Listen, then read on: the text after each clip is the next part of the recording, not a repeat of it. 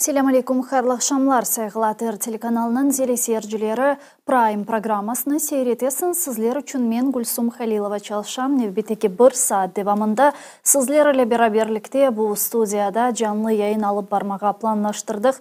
Bizni seyretmege devam etken bizim yanımızda olgan erkimge büyük teşekkürlerimizni bildirgenimiz ile başlamağa isteyim ve da bir kere hatırlatma yapmak gerek ki bizim YouTube sayfamızga abone olabilirsiniz. Ne kadar çok insanın da abone olsa o kadar çok diğerleri ve daha fazla kişiler Kırım etrafında olup geçken songi hadiselerini görebilecekler ve böylece birçok Ukrayna vatandaşları dahil olmak üzere bütün dünyadan bizni seyretken insanlar daha çok Kırım hakkında haberdar olabilecektir. Çünkü malum olğan üzere bizim esas programmalarımız hem zaman informasyon programmaları hem de yapkanımız Prime ve bugün programmaları çerçevesinde biz elimizden kelgence işgal etilgen Kırım'da ve işgal etilgen Kırım etrafında yayılgan haberlerini laf etmege, müzakere etmege ve analiz etmege tırışamız saygılar arkadaşlar. İş bu yayında bunun için bugün var ve sizlerle beraberlikte sonki aktual vaziyetini laf etmege planlaştırdık. Bizim yayınımızga Milli Meclis reisimiz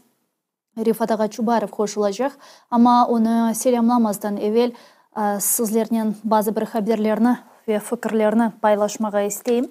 Bugün malum olğanı üzere Kırım Tatar Akkorçalayıcı, Kırım Tatar siyasi mabuslarının umumen alğanda Kırım Tatarlarının işgal etilgen yarımadada aklarını korçalagan Akkorçalayıcı Lütfiye Zudiyevanın evine sabah saat 6'da Rus işgalci kuvvetçileri nevbeteki tintuvnen basıp kırdı. Elbette ki sabah erte olğan tintuvlerde Kırım Tatarlarını mahsus yuxusundan, mahsus toşeginden kaldırıp mahsus böyle bir baskı yapa Rus işgalcileri ve bu 10 yıldan beri böyle devam etken bir praktika olğanını aytmak mümkün. Malum olğan üzere Lütfiye Hanım Zudiyeva bu 10 yıl devamında Kırım Tatar halkının temsilcilerinin, hususan siyasi mabuslarının haklarını korçalamak üzere çok sayıda faaliyetler yapkan, çeşit türlü halkara konferensiyalarda, çeşit türlü tedbirlerde, aksiyalarda iştirak etken, daima Kırım siyasi mabuslarına karşı yapılgan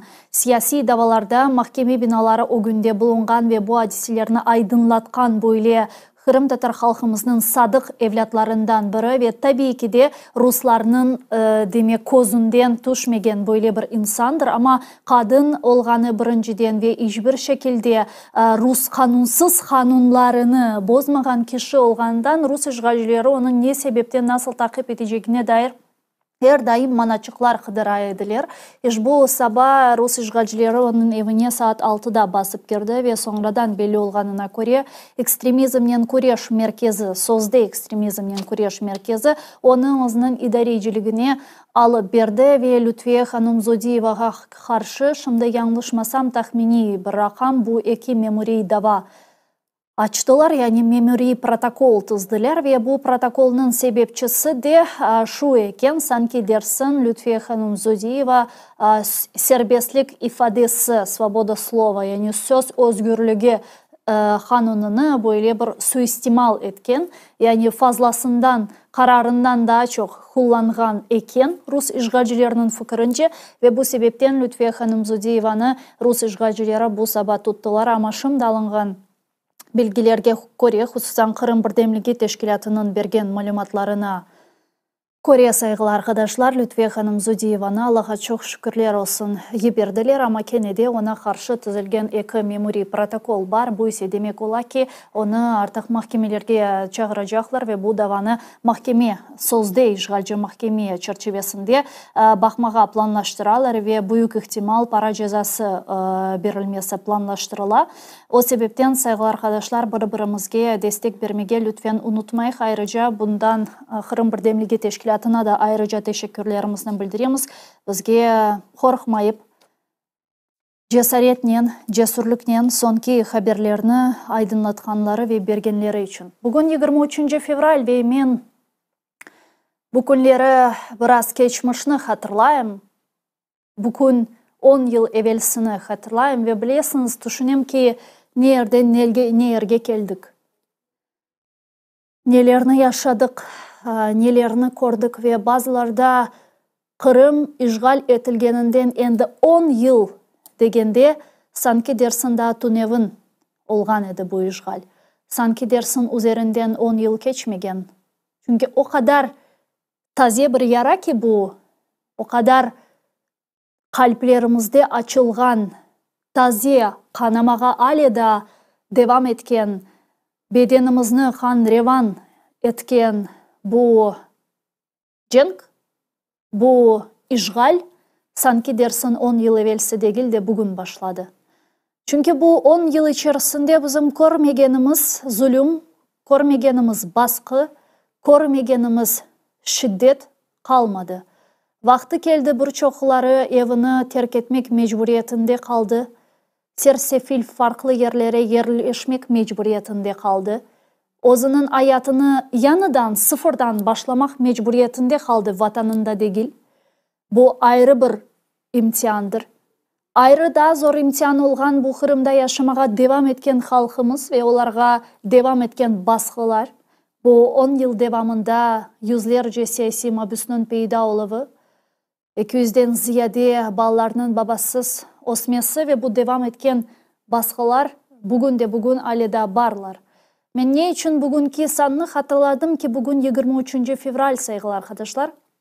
Kırım Tatar milli liderimiz Noman Çelebici-Han'ın Bolşevikler tarafından katledilmesi, öldürülmesi konudur.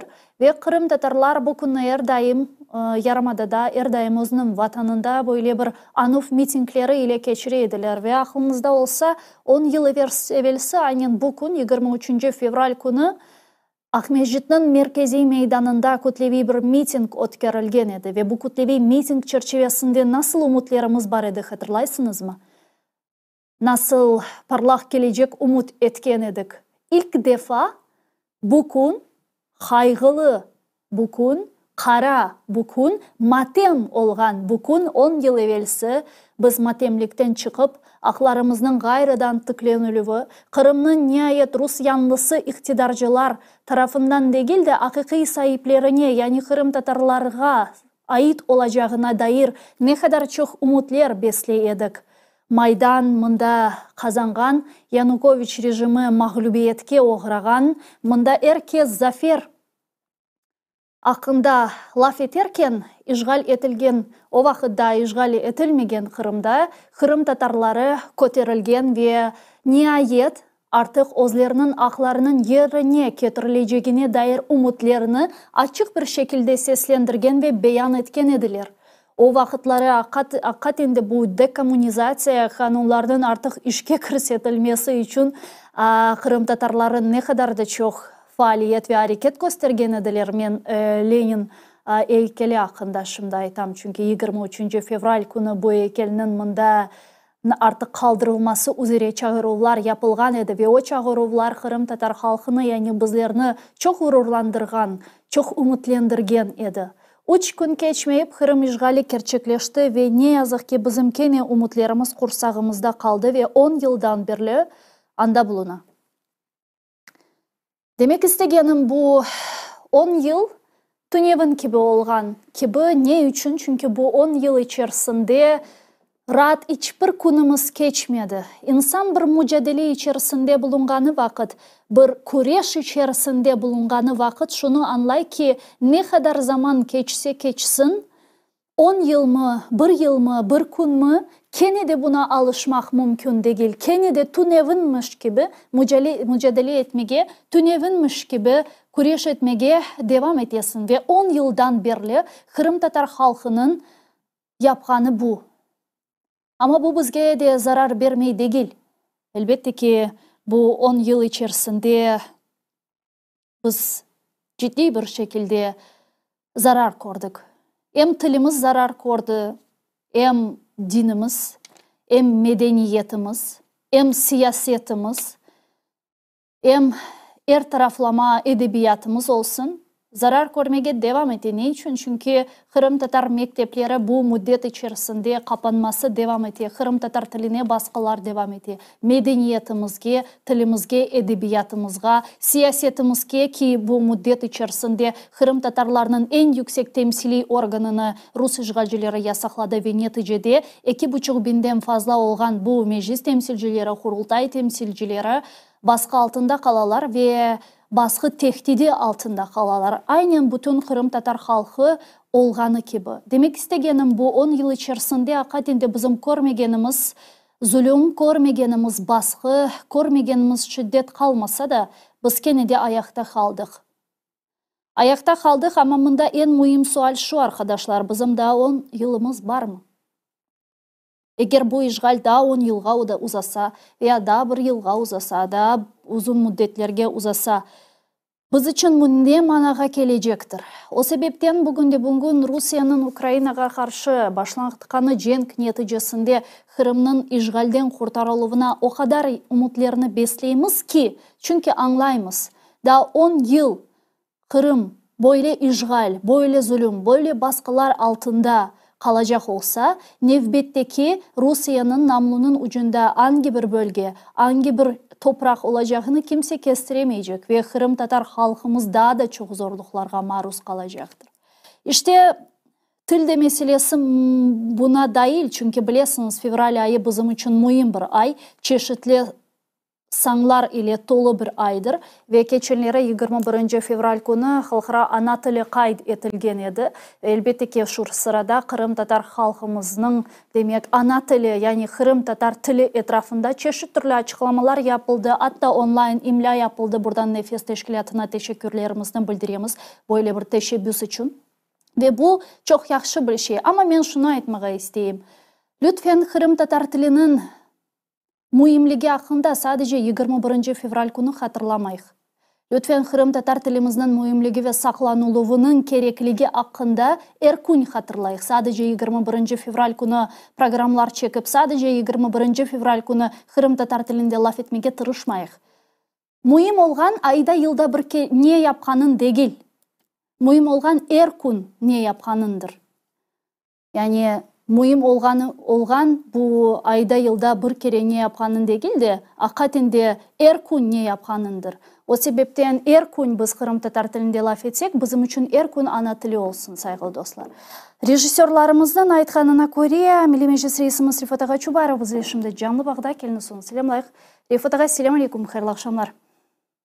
Hayırlı akşamlar hepinize.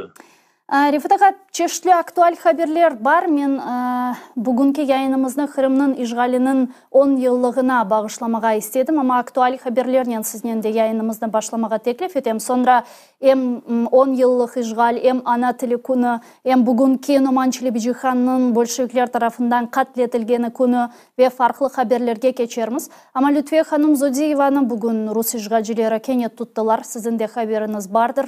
Onu ekstremizmden kureş merkezi alıp ketті sabah saat 6'da evinde ötkerilgen tintuvden sonra bununla alakalı bir şey söylemeye ister misiniz?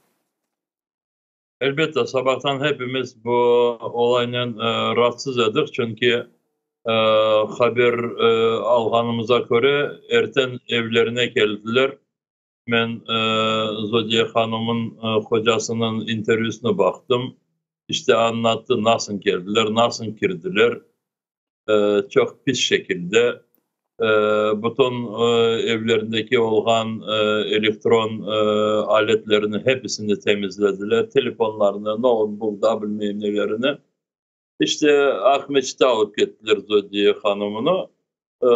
Suçladıkları kabahatını görgenleri işte bir yerde andığı vakit bizim oradaki semedeşlerimizi onlar Hizbut Tahrir Teşkilatı'na bağlı olanlarını andığı vakit mahsus yazmamış iken işte Rusya'da yasaklangan bir teşkilat gibi. İkinci mesele de aynı şöyle idi. İşte şimdi geçti bu olay. Onu evine bıraktılar ama anladığımıza göre ceza olacak ve şimdi bu birinci seferde girdi diye kardeşimizden ve Rusların praktikalarında bir kere böyle para şeklinde ceza yapan son mutlak içeri de kapatabilirler. Onun için biraz dikkat olun. Hakikaten çok şükürler olsun şimdilik artık Züdiye Hanım serbestlikte ve bu davanın ketişatını seyretmeye devam edecekmiz. Takip etmeye elbette ki devam edecekmiz. Rifat Ağa, siz bugün Ama burada siz onu belki söylemiştirsiniz. Burada onu da insanlarımıza anlatmaya gerek ki Zodiye gibi Lütfiye gibi Zodiye ve Lütfiye. Onun gibi böyle cesaret kişileri olmasaydı, çünkü şimdi mahsus Lütfiye bunu karşılık yapanların sebebi işte o sustuğunu istiyorlar. Lütfiye jurnalist olarak şimdi her bir tarafta Kırım'daki olğan bütün bu gerçeklerini anlata, nasıl halkımıza baskınlar yaparlar ve elbette onun gibi söyleri Kırım'da pek çok az var. Ve o sebepten işte her birisini böyle tutup kabayatlayıp işte böyle yapmaya korkutmaya istiyorlar da işte böyle anlamaya gerek. İnşallah oradaki diğerleri bu korkuya uğramazlar. Aynı şekilde de dini cemiyetlerge sonki vaqtları baskılar şiddetleşe, haberiniz bardır, takip edirsiniz. Demek Aluş'ta müstakil cemiyetine, hususan onun imamı Yusuf Aşirov'a karşı baskılar devam ediyor. Sonra farklı yerlerde de müstakil cemiyetlerge baskılar devam ediyor. Ne için? Çünkü degenlerine göre sanki dersin işgalci muftiyat, Kırım Müslümanları dini idaresi işgalci kokla bu. Demek muftiyat onlarını özünün nezariyetine almak ve boysundurmağa tırışa ki çeşitli yerlerde özlerinin imamlarını yerleştirsinler ve bu sebepten de Tunev'in demek Aluş'ta müstakil cemiyetine Tunev'in 100.000 ruble kadar para cezası çıkardılar. Bunda da korunuşka göre FSB çalışıyor. Şimdi kendilerinin durumuna göre Rus işgalcileri işte Kırım'ın her bir yönelişini ve birinciden insanlar kendilerine alıp barhanlarını böyle kontrol etmek istiyor da işte nasıl kontrol edecek? Bir taraftan bu bağımsız jurnalistlerin ağızlarını kapatacak, Lütfiye gibi söylerini. İkinci taraftan insanlar toplanan yerde, nerede şimdi insanlar toplanırlar? İşte camilerde, namazlarda. Orada bu kendilerin ya kolunda olan kontrol etken imamları oraya vazifelerini tiklemeye istiyorlar. İşte bu Aluşta'daki olan mesele aynı Ruslar oradaki bütün Kırım Tatarların düşüncelerini böyle konuştuklarını kontrol etmesi için oraya getirip kollarındaki olan imamını oraya yerleştirmek istediler ve ondan böyle bir dava çıktı.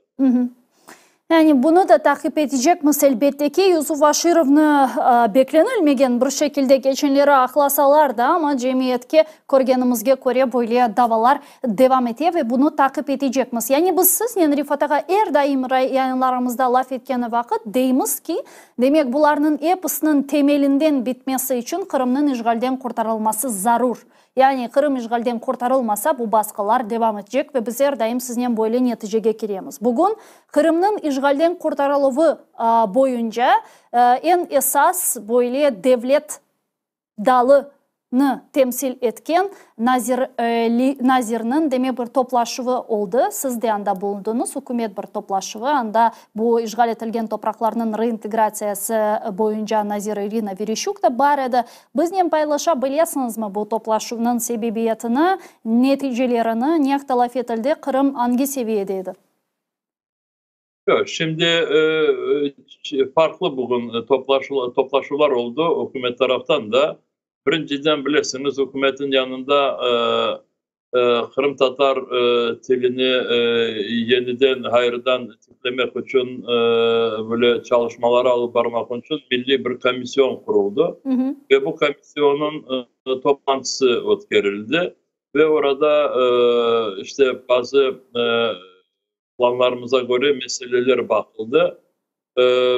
Birinciden bu sene Kırım Tatar tilini işte bir edebi normaha gidirmek için imla kaydeler hazırlana.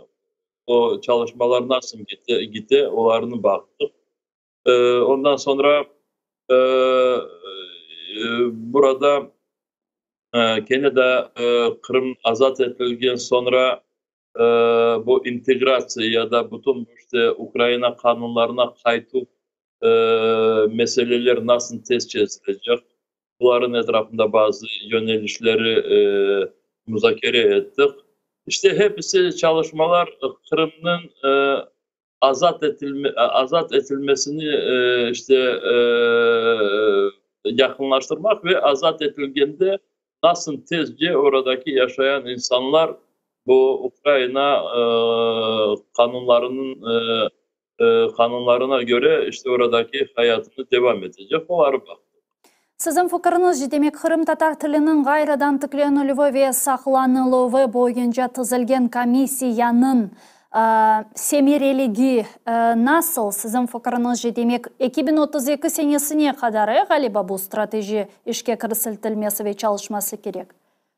Evet, burada çalışmalar alıp barılı ama böyle çok kolayca meseleler tezilir demeye hakkım yok, doğru da olmaz dedi. Çünkü şimdi Kırım işgal edilgen olan sebebinden orada hem halkımız orada hem mütehassisler orada çoksu ve buradakileri biraz azca ve birinciden mektepler, okullarımız orada ve balalarımız orada. Eğer şimdi sen Anatolia tarafından ne kadar böyle çalışmalar alıp barıp da ne kadar devlet tarafından kolaylıklar böyle tikleyip de tilini kurtaracak gibi olsan o zaman eğer sen bu ana tilini mekteplerde ders olarak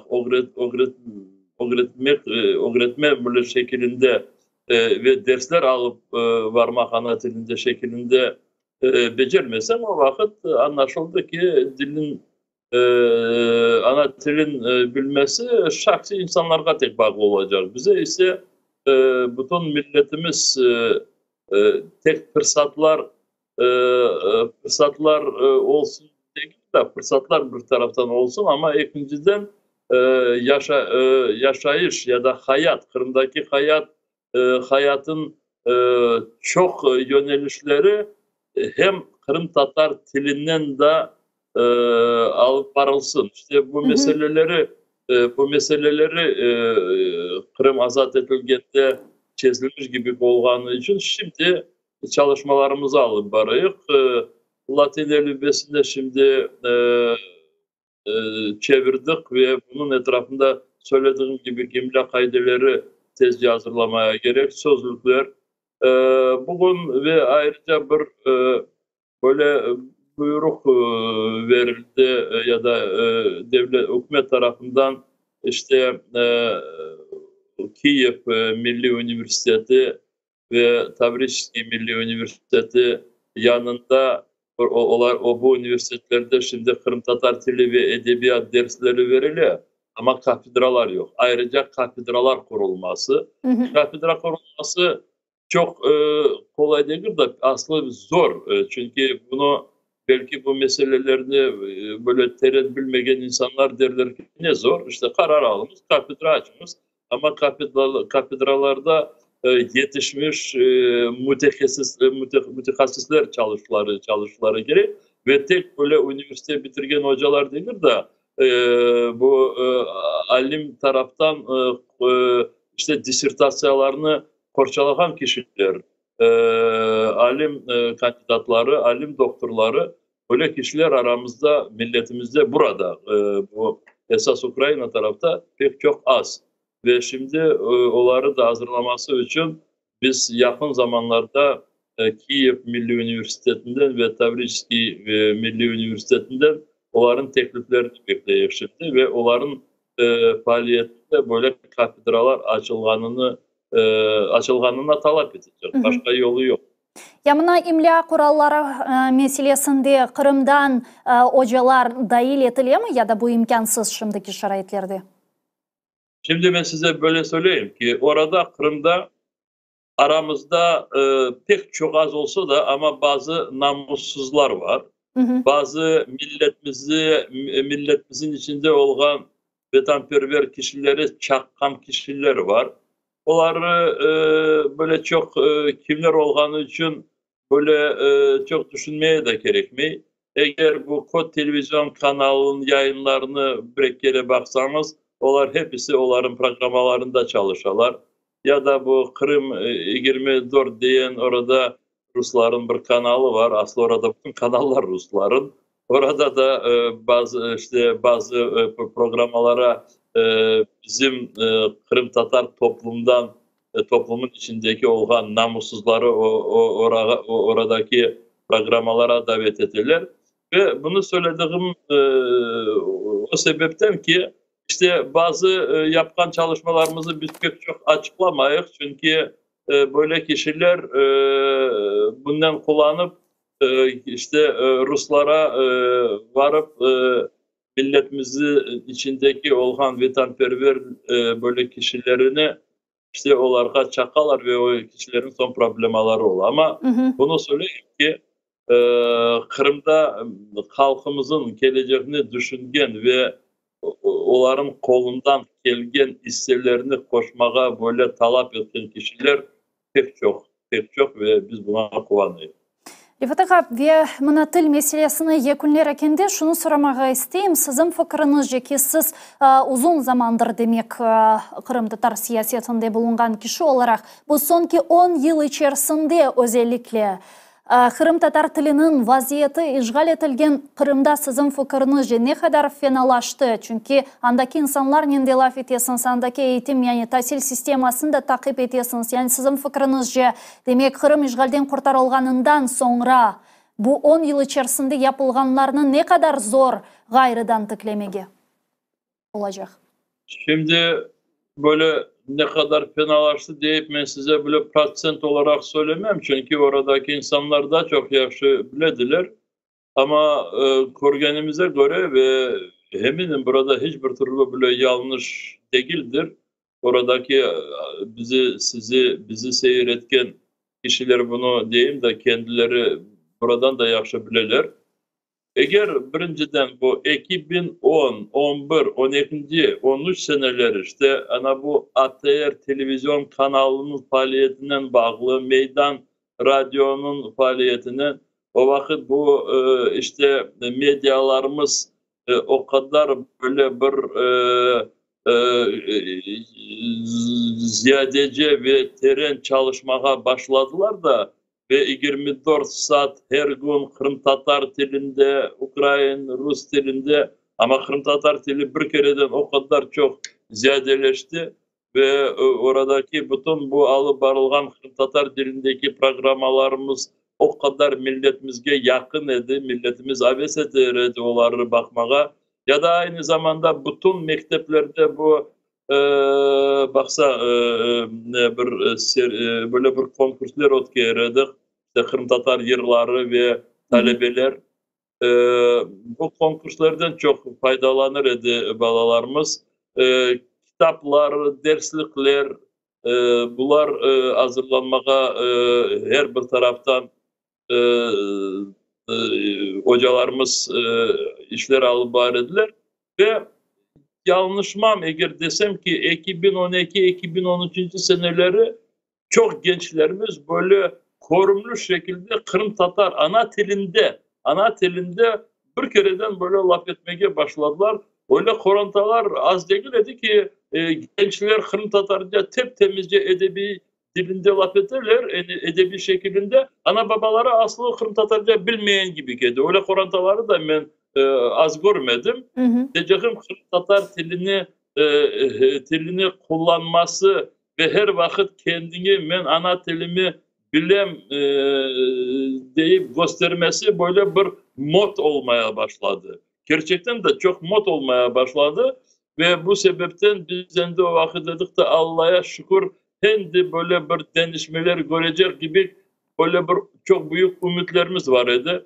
Ruslar gelip Kırım'ı zapt etken sonra bu bütün ümitlerimizi şimdi çok uzaklaştı ve bu duygular da değil de oradaki bu bütün oradaki bu hayat denişti.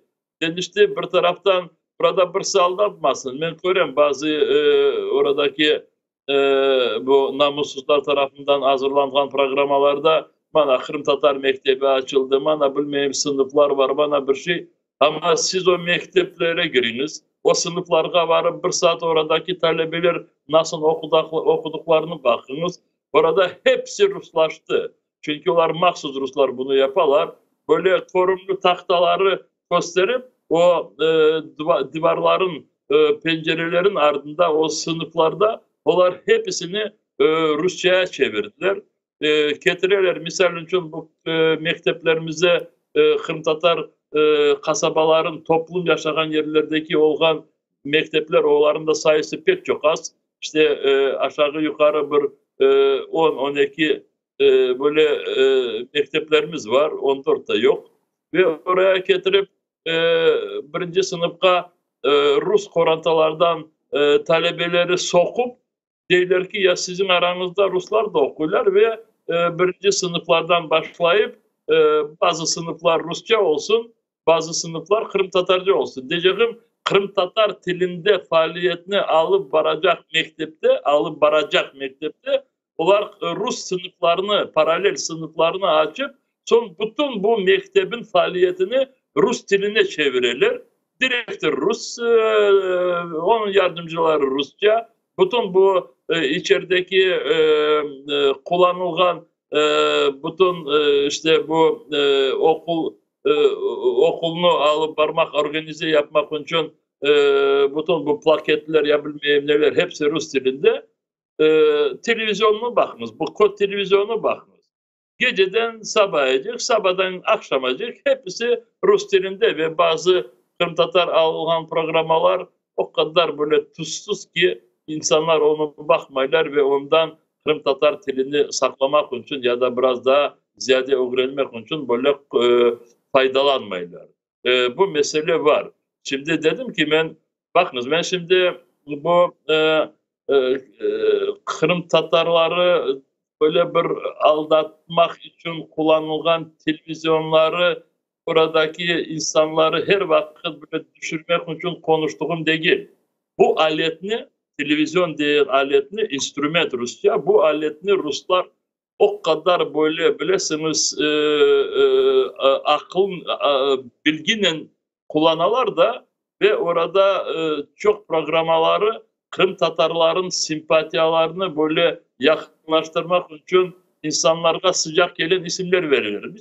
Misal için akşam kahvesi değil programı var. Bu akşam kahvesinde her gün değil, çarşamba günü haftada bir kere alıp baralar işte kendilerine oşakan misafirleri davet ederler ve bütün bu Rusya'nı maktamak, Ukrayna'nı karalamak, Rusya'nın Ukrayna'ya karşı yapkan savaşını desteklemek ve orada her vakit işte meclis öyle, bu böyle. Bakınız bana bugün misal için Lütfiye Zudiyeva'nı işte haksız 3-4 saat haksız orada tuttular, suçladılar. Hepsi haksız. Akşam Kırım Tatar televizyon kanalı bir söz söyleyecek mi? Yok. Söylemeyecek. Çünkü onlara mülkün değil. Ama gene de akşam söyleyecekler. Bana bizim balalarımız cenkte olan askerlere destek mektuplar yazdılar. Bana bizim balalarımız ya da bilmeyin bizim babalarımız ya da bizim kadınlarımız çoraplar, ordular ya da bir şey. Hepsi yalan. Ama hepsi Kırım Tatar halkını karalata. Kırım Tatar halkını dersin ki böyle bir Ruslarga yakın olan bir toplum gibi göstermeye çalışıyorlar. Ve o sebepten ben bu Kırım'da kendilerine jurnalist degen kişiler, onlar jurnalist değiller. Onlar propagandist değil biz onlara. İşte Rusları aklayan kişiler. Ama kendilerine jurnalist diyen kişilerinin ve Ruslarga hizmet etken kişilerinin kabayatı, cinayetçilerin kabayatı gibi. Aynı bir sıradalar. Ve yarın öbür gün onlarını mahkemelere verdikleri vakit işte bu propagandistlerin cezaları aynı insanları öldüren gibi kişilerin cezaları olacak. Başka ben onlara böyle kıymet kesmem. Ve o sebepten ben kendimin bazı böyle çıkışlarımda medyalarda açıktan diyeyim. Ana babalarına birinciden rica ettim. Orada genç kızlarımız, oğlanlarımız çalışa bu kod televizyonda ve eğer bilmeyin belki onlar o kadar farkında değiller. ne kadar böyle bir bulaşık işe kirgenleri belki de o kadar düşünmeydirler ama onların ana babaları var. Onlar mutlak kendilerin kızcıklarını, oğlancıklarını o kod televizyon ve o kod televizyon gibi böyle pis şirketlerden, pis çalışmalardan Ruslarga hizmet etken yerlerden tezce alıp barsınlar, ballarını kutarsınlar. Eğer bunu yapmasalar yarın bir gün başlarına çok büyük bela gelecek. Hı hı. Ya mına 10 yıl dep айтамыз, енді Кырым ишгалінің 10 yılı, емде bu Кырымның ишгалден куртарылуы, bu реинтеграцион процесслер бір-біріне алакалы ve bağlı olgan şeyler. Mına şimdiki vaziyet çok sına pek iç açıcı, pek güzel olarak görünmey. Hususan Ukrayna askerlerinin Avdiivka bölgesinden ketkeni, yani keri çekilgeni ve Rus işgalcilerinin ve onların teşvikatını bugün böyle bir zafer olarak Ukrayna'nın bir mağlubiyeti olarak yayınlağını ve bu Kırım kanallarında da aktif bir şekilde gösterildi. Sanki dersin Ukrayna vaziyetinin ağır olganı gibi görüngenini yaymağa tırışalar. Farklı demek bu medya alanlarında, medya platformalarında. Ya sizge nasıl görünüyor Rifat ağa, bu 10 yıl artık işgal?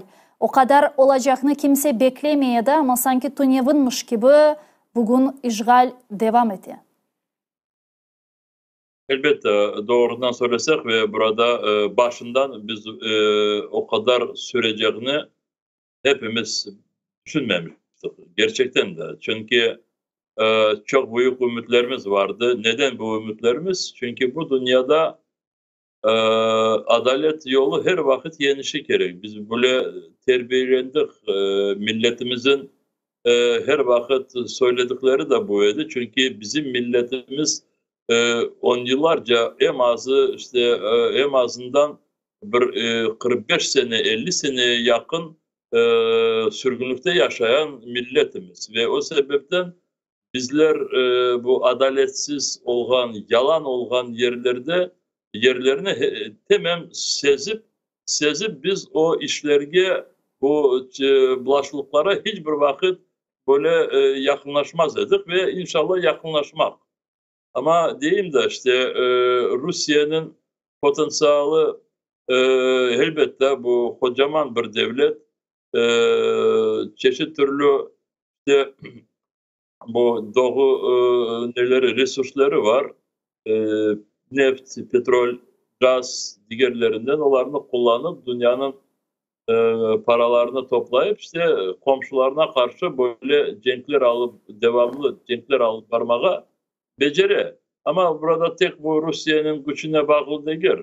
Dünyanın da çok aynecilikleri bile hazırlık olmayanları hepsi korundu bu 10 sene içinde.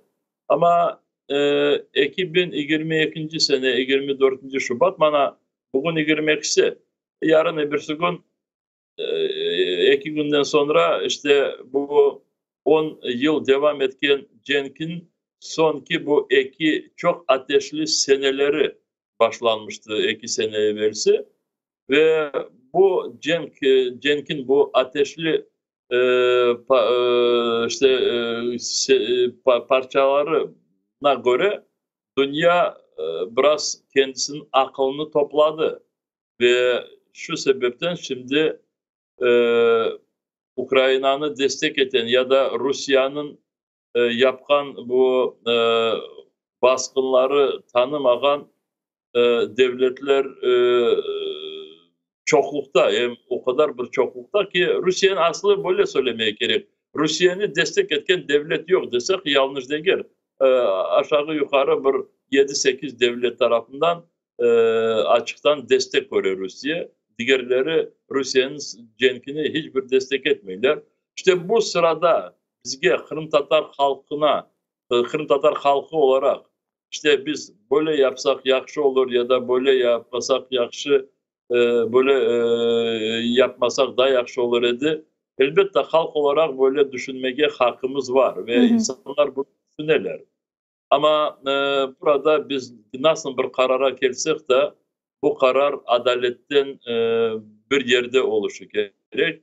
Adalet onda ki Rusya bizim toprağımızı zapt etken sebebi, Rusya'nın zapt etken sebebi işte bizim milletimizi sonlanacak oradan temizlemeye. 1944 senesi Stalin milletimizi sürgün edip bu uzak işte sürgünlükte yok etmeyi becermediğini 2014 senesi Putin gelip bunu bitirmeye, işte milletimizi yok etmeye, sonlanacak ezmeye Putin geldi. Ama Allah'a şükür o da bunu becermeyecek. Ama Kırım'da çok böyle bizim geleceğimize kedir edecek denişmeler oldu. Önceden 1 milyondan ziyade Ruslarını getirip daha çok Yarımada'nı Ruslaştırdılar. Bunu hepsi Kore, oradakileri birinciden Kore. Şimdi bana söylediklerine göre bazı insanlar diyorlar ki Refat Ağa değil, nasıl insan anlatayım değil. Sokakta gittiğin vakit değil, böyle sana değil, begenen çuray yoktur, bir yüzge bakmaya olmasın değil. Bütün yüzler değil, Rusya'nın bağlı Ruslar değil, biz onları sasığından duyayız. Sokaklarda endi böyle rahat yürümeye olmasın. Bütün gelmişler doldurdu Kırım'ı da ve onlar bir taraftan işte kendilerinin hayatlarını orada tiklemek için o yollar, binalar, mektepler. Bazı insanlar derler ki ya bakınız 10 yıl sene devamında Kırım o kadar denişti ki, o kadar süslendirdiler, o kadar insanlara kolaylıkları yaptılar. Bu kolaylıklar Kırım Tatarlar işi değil. Bu kolaylıklar kendilerin getirgen milletine için ve Kırım'ı daha çok Ruslaştırmak için. Bunu orada anlaması için balaban bir akıl gerekmiyor. Hepsi kozogunda. Ama bizim aramızdaki olgan ya toplumumuzun içinde olgan bazı namussuzlar işte bunu saklamak için sabahdan akşamacı Putin işte o kadar bilmeyemeken Kırım Tatarları sevip de düşünüp de Kırım'da onların geleceğini hizmet etmiş. İşte oradaki şimdi başlanılgan aslı bu Ruslar gelmezden o günde bütün bu toprak meselesi çözülmüş idi da arkadaşlar onu hep ben şimdi bu büyük cami meselesi söyleyeyim. Oradaki arkadaşlar hepsi bunu hatırlaydı. Bu senelerden bu toprak ayrılmamış idi. Ama onu Kiev ayırmadı değil de oradaki Ahmetçik'teki işte milletimizge karşı olan Rusya taraftarları birinci sırada Aksyonov gibi soyları vardı. Aksyonov, Konstantinov. Çünkü onlar bu kararını almaz idi. Ama şimdi bunu bazıları unutkan gibi de ve deyler ki bana Putin geldi büyük cami kuruldu. Putin denir de işte Rus işgalcileri evet Putin de onların arasında şimdi son ki bu bıçakını getirip de boğazda kesmek o güne işte bu cami gibi projelerinden insanları biraz aldatmak için hepsi yapıla. Ama inşallah Ruslar oradan kovulgan sonra hepsi yerine gelecek. Hepsi yerine gelecek. Mında çok doğru aytasınız. Hakikaten bu Cuma Cami'nin temeli de 2011 senesi leykası kabul etilgen ve koyulmağa başlanılgan idi. Ama hakikaten bugün ne içindir bazıları bunu unutar ve sadece 2015 senesi. Bazıları söylemeye olmaylar çünkü söylemeye yer yoktur ama gerçekten de insanlar hatırlaydırlar şimdi. Mustafa Ağamız Kırım Tatar Milli Meclisi reisi olarak Kırım Tatar Milli Meclisi azaları o vakitteki Kırım'da rehberlik yapan Cartı ve çünkü Cartı bu cami ne kadar Kırım Tatarlarga mühim olganını anlamıştı. Ya ondan önce 2 sene orada her bir Müslümandan, her bir Kırım Tatar'dan birer taş olsun deyip bu aksiyalarını kim alıp var dedi.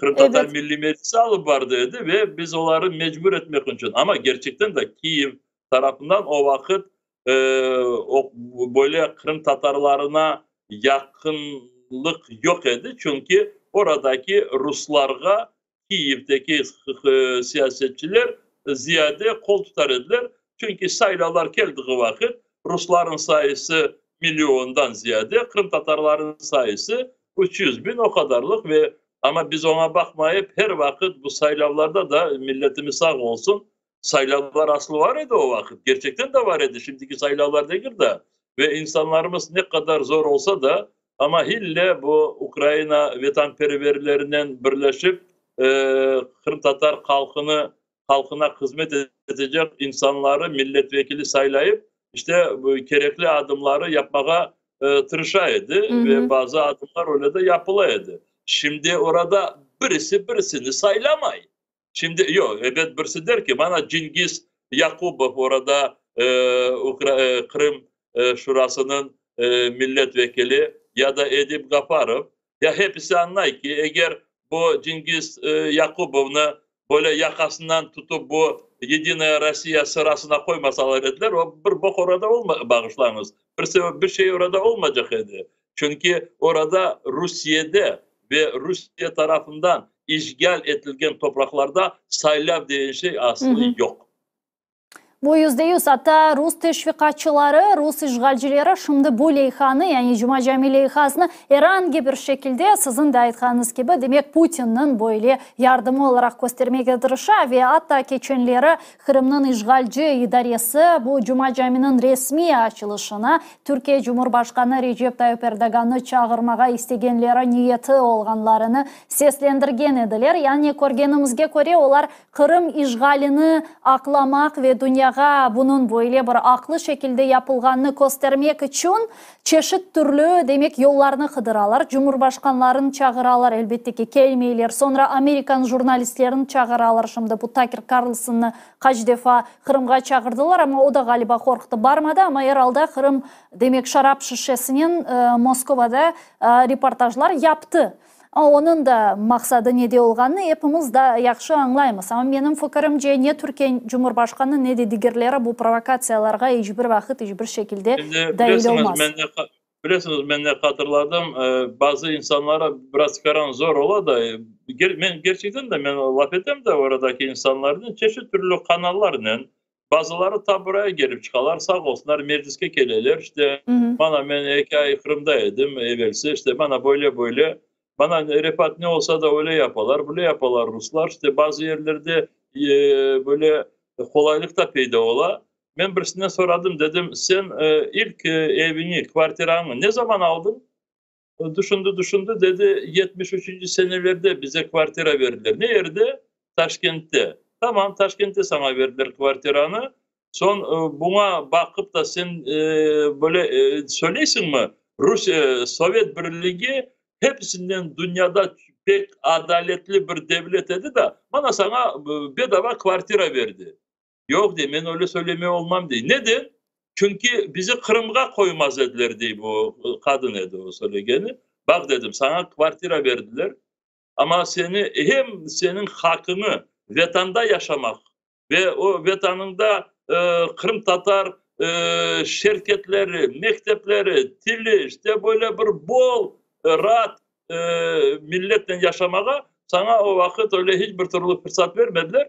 Ama kvartira sana verdiler. Sağ ol sen yine de o devletin ne kadar çürük olganını anlamıştın o vakitte ve bozulmadın. Ama şimdi Rusya aynı şunu yapar ama daha çok böyle keskin şekilde bunu yapar.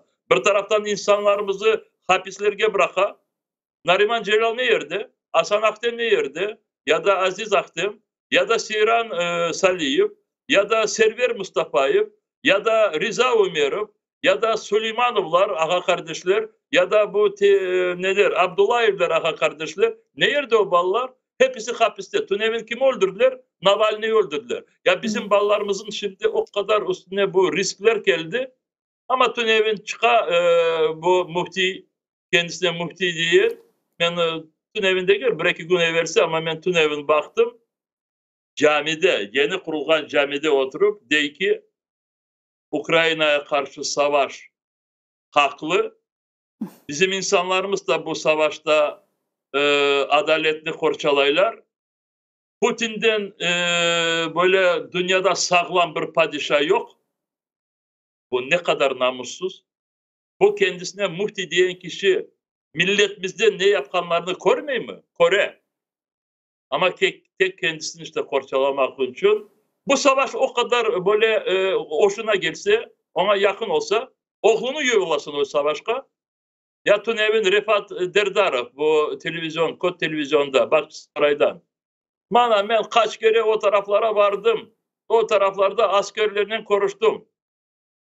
Ya yakınlarını niye yollamasın o tarafa? İşte insanlar belliler şimdi öyle biraz aynıcılık yapacaklar da ve bütün bu korkular onların başına gelmeyecek. Yanlışalar. O kadar bir yanlışalar ki. Ama bu yapkan bu namussuzluk milletimizi daha çok bu bilirsiniz böyle bir zorluklara getirir. O Hı hı. sebepten işte bizim buradan çağırdığımız biz burada insanlara demeyiz ki onu yapınız, bunu yapınız. Çünkü biz burada biraz güvenlikteyiz. Çünkü ama evet güvenlik de bu o kadarlık işte raketler her gün kele. Raketler bazı yerlerde başka şeyleri var. Ama gene de insanlarımıza buradan tek çağırıyıq. Deyik ki Ruslardan uzaklaşınız. Rus işgalcilerden uzaklaşınız. Çünkü Ruslarga ne kadar yakın olsanız o kadar bulaşacaksınız, kirleneceksiniz ve o kadar adaletsiz işe gireceksiniz da siz de belki Allah göstermesin cinayetler yapabilirsiniz ve son sorumlu olacaksınız. Bana insanlar bunu düşünsünler.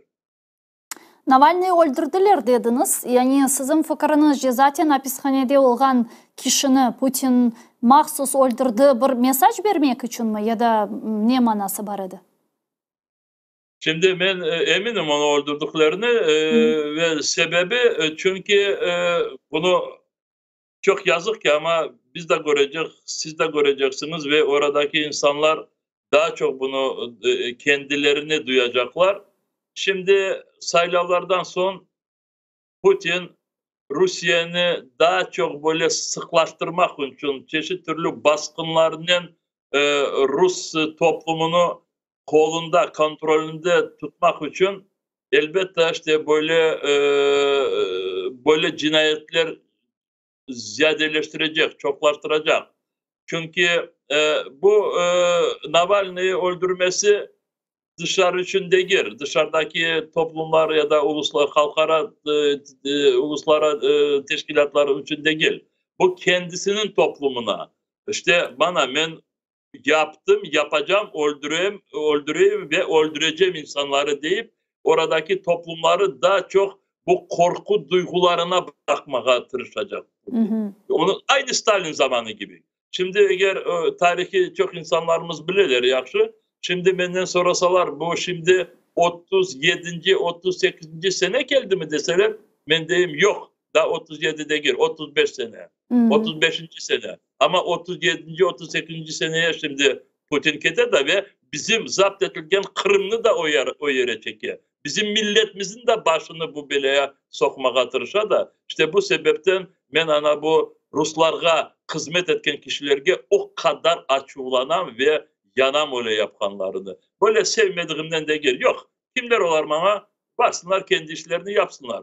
Ama Ruslara varıp da onlara hizmet edip de bizim milletimizi bu yakın zamanlarda daha çok ateşlenecek bu bütün olayların içine bırakmaya çalışırlar, hizmet ettiler. İşte ben bunu insanlara söylemeye getireceğim. Ya mına sizin fikrinizce şimdiki vaziyetke, cebe vaziyetine, Ukrayna'daki vaziyetke bakacak olsak, sizge herkes şimdi sokaklarda her yerde laf eteler demek vaziyetinin zor olganı, silah yeterlice kelmegeni, Ukrayna cebelerinde çok şiddetli ve sıcak ateşli çatışmalarının devam etkeni ve Ruslarının bu özünün propagandasını yayganı ve ile ahire ne kadar şimdi vaziyet sizin gözlemlerinizge göre ciddi ağır, zor Ukrayna için. Çünkü bazı analistler deyir ki demek bu mahsus Ukrayna'nın şimdi bu anlaşma masasına oturtmak için yapıla her iki taraftan. Her bir şey böyle 4 dakikamız var Rifat.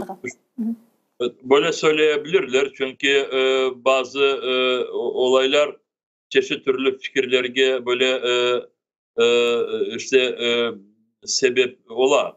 Ama burada bunu anlamaya gerekir. Ukrayna'nı anlaşma masasının etrafına oturtmak için şimdi bugün hiçbir türlü sebep yoktur. Hiçbir türlü. Evet, Cenk'in devamı şimdi böyle bir zor durumuna geldi. Cenk'in ketişatı zorlandı böyle ve cebede de kolaylık deger. Ama men burada bu adalet yoluna ya da insanları Rusların bu işte alıp barılgan planlarından nasıl başka türlü kurtarılmasını men bilmeyim. Tek direnecek. Bilesiniz Ukrayna askerlerin arasında bizim Kırım Tatarlar da az değiller. Daha gelenleri de var, sağ olsunlar, dışarıdan gelirler ve askeri birlikler var, komendantlar diye bağışlanmış komandirler var, şubaylar, ofiserler, devlette çalışkan temsilcilerimiz var, büyük pozisyonlarda. Ukraynalılarla beraberlikte Kırım azat edilecek. Burada dünya başka Rusya'ya bir fırsat verilmeyecek. Bu anlaşmanı istegeni birinciden Kreml, Putin, Rusya ve onlar her bir tarafta kendilerine taraftarlar bulunup bu anlaşma sözünü işte böyle dağıtalar ve her bir taraftan anlaşma diye söz geliyor ama sebepler daha yoktur. Burada Ukrayna'da birisi anlaşmadan çekilmez. Eğer Ruslar deseler ki biz sınırlardan çıkacak, Kırım ve diğer işgal edilen topraklar Ukrayna devletinin sınırlarında kalacak ve biz bu olğan bütün katastrofaların neticelerini müzakere etmeye hazırmız deseler. Ama Ruslar bunu hiçbir vakit söylemeyecekler. Yakında söylemeyecekler. O sebepten cenk devam edecek. Yazıklar olsun. Cenk devam edecek. Yani her şey Ukrayna silahlı kuvvetlerine şimdi bağlı. O sebepten silahlı kuvvetlerge yardımlar da çok mühimdir bu anlamda.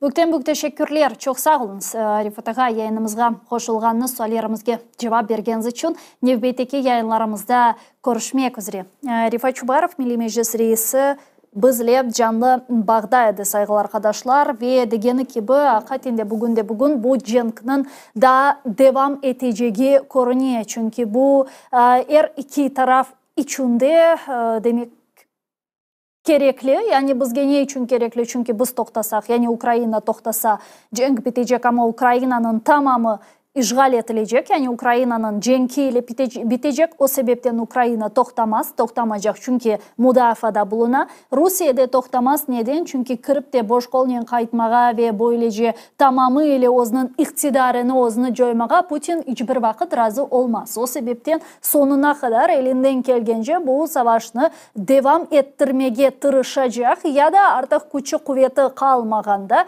bu status quo'nu korumak için ve çıkanı sınırlarda durmak için demek sözde ateşkes ilan etmeye tırışıp bu müzakere masasına oturtmak için faaliyetler alıp baracak Ukrayna'nı ve Ukrayna'nın ittifakdaşlarını ama görüngenine göre ne Ukrayna ne Ukrayna'nın ittifakdaşları şimdilik bu müzakere masasına oturmak istemeyler. Çünkü müzakere masasına oturmak bu bir kompromiske barmak demektir ya da Rusya'nın şartlarını kabul etmek demektir. Çünkü Rusya masaga o'zining kapitülasyasını imzalamak için şimdiki şaraitlerde oturmayacağı görünüyor.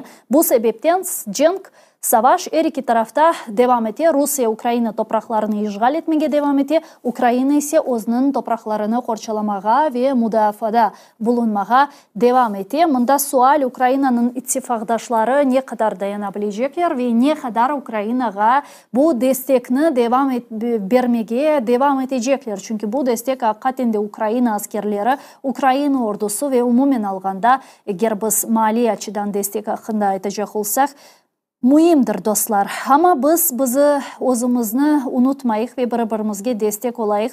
Hususan Kırım'da Ukrayna prezidenti temsilciligi şu an siyasi mabuslerge mektuplar yazma çağrısında çağrıvında bulundu. O sebepten men de bundan her birimizni siyasi mabuslerimizge mektuplar yazmağa ve onlarını desteklemege çağıram. Şimdilik sizlerden sağlıklaşmak mecburiyetindemiz. Yarın görüşkence.